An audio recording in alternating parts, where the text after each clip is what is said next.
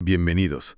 Hoy vamos a analizar un documento que, bueno, a primera vista podría parecer pura formalidad. Sí, uno de tantos. Exacto. Estamos a finales de 2025. Karol Nawrocki, el recién elegido presidente de Polonia, da su primer gran discurso a la nación desde Varsovia. El tono es muy tranquilo, casi ceremonial, pero el mensaje está provocando un terremoto silencioso en Bruselas. Un terremoto silencioso, me gusta la imagen. Y lo que vamos a hacer hoy es precisamente eso, poner el sismógrafo sobre ese discurso. Perfecto. Y es que, a ver, no estamos hablando de una bronca política al uso ni de una declaración de guerra. No, para nada. Esto es mucho más sutil y yo creo que por eso es más interesante.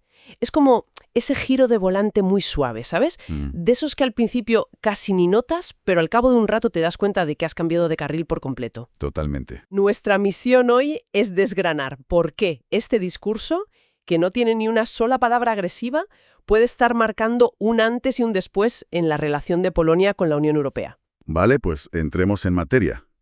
Lo primero que salta a la vista, o mejor dicho, lo que brilla por su ausencia, es la propia Unión Europea. Es increíble, sí. Nawrocki apenas la menciona.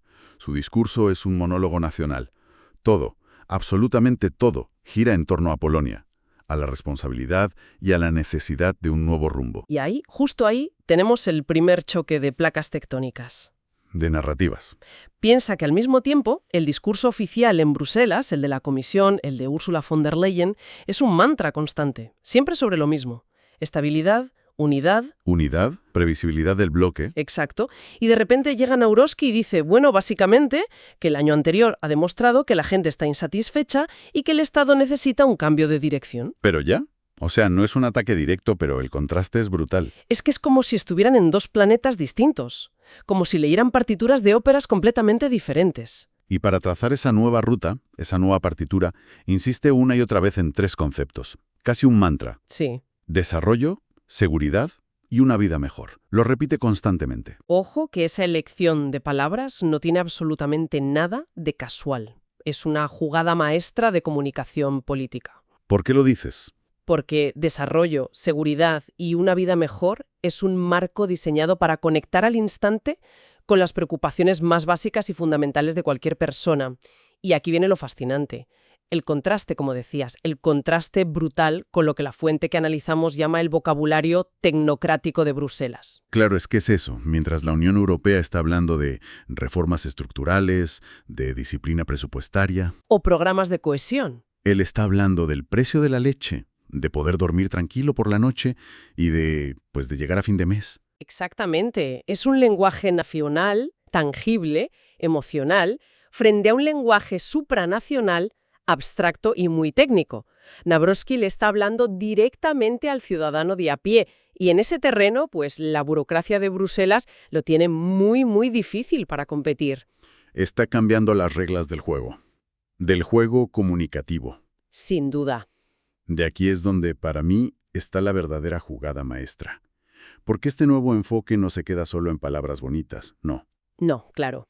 Empieza a mover fichas de verdad en el tablero geopolítico global y redefine por completo el lugar de Polonia en el mundo. Totalmente. De repente ya no se presenta como el líder de un país miembro más, uno de los 27, no. Ahora es otra cosa. Es otra cosa. Menciona explícitamente que Polonia ha participado en las conversaciones del G20 y, algún más importante, saca a relucir una invitación a la Casa Blanca por parte de Donald Trump. Y al mencionar a Trump específicamente, no está enviando una señal muy clara de que prefiere las relaciones bilaterales con las grandes potencias, digo, por encima de la diplomacia multilateral que propone la UE. Por supuesto, es un bypass deliberado a Bruselas. Es un mensaje potentísimo que viene a decir, podemos hablar directamente con Washington. No necesitamos pasar por el filtro de la Comisión Europea. Claro. Y eso, para un proyecto que se basa en la idea de hablar con una sola voz en el escenario mundial, es dinamita pura, vamos. Está proyectando una imagen de Polonia no como un país que va a Bruselas a pedir fondos o a negociar directivas, No, sino como un actor global. como un actor global,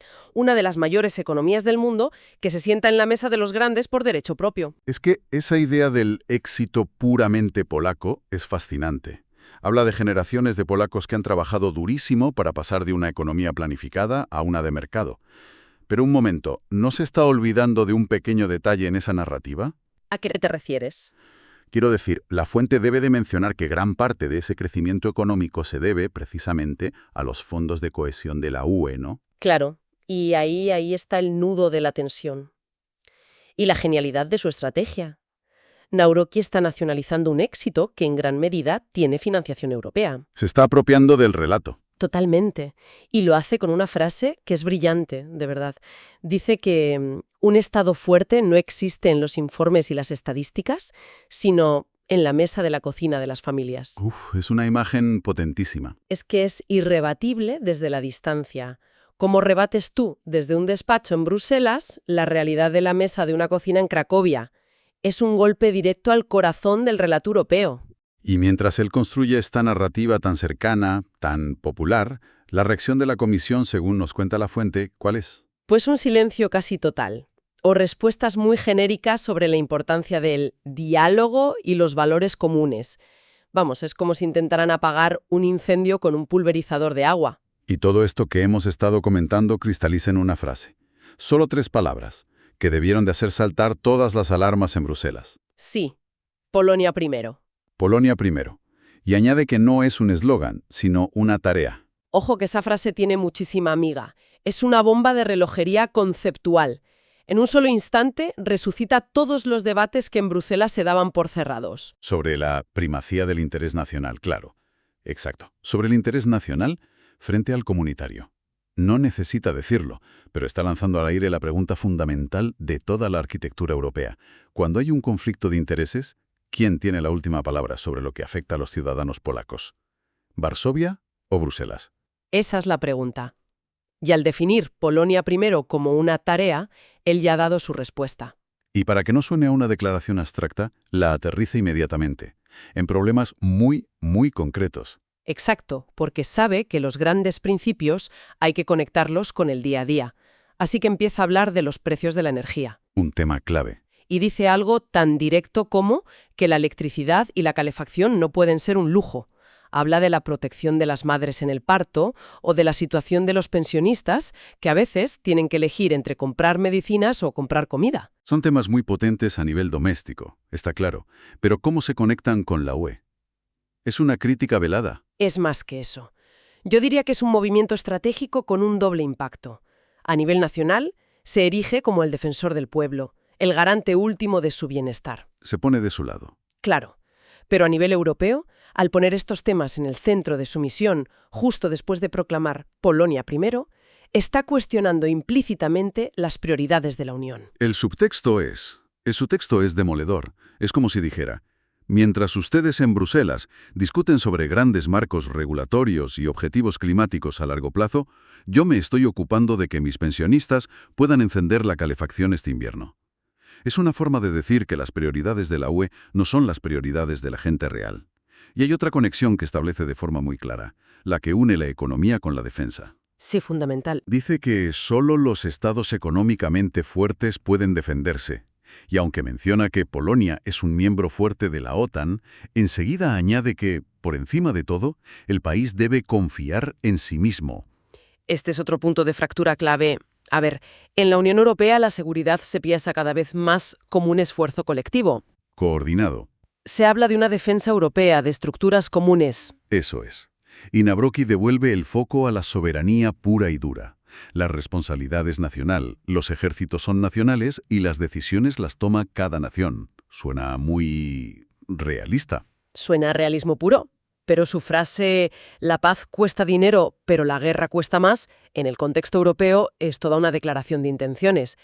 Es un aviso de que Polonia va a priorizar su propia capacidad de defensa, con o sin ayuda. Y claro, esto no ocurre en un vacío. Me imagino que en las capitales vecinas, sobre todo en Berlín, estarían pegados a la pantalla analizando cada palabra.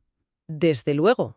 La fuente subraya que el discurso se siguió con enorme atención en Alemania, tanto en el gobierno como en la oposición. Y es que esto nos lleva a una cuestión fundamental. Que Polonia no es un país cualquiera en la Unión. No es un país pequeño o periférico.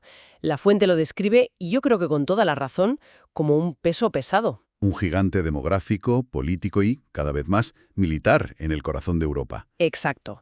Por tanto, un cambio de rumbo en Varsovia no es un problema local.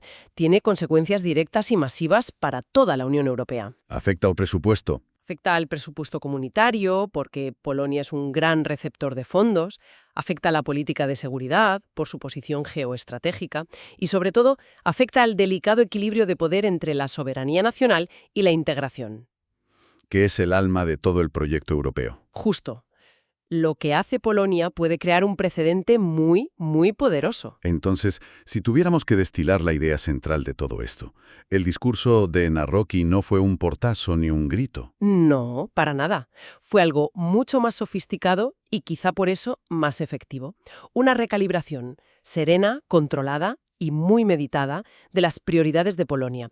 Un giro hacia adentro, hacia su gente y hacia su propia fortaleza. Esa es la clave.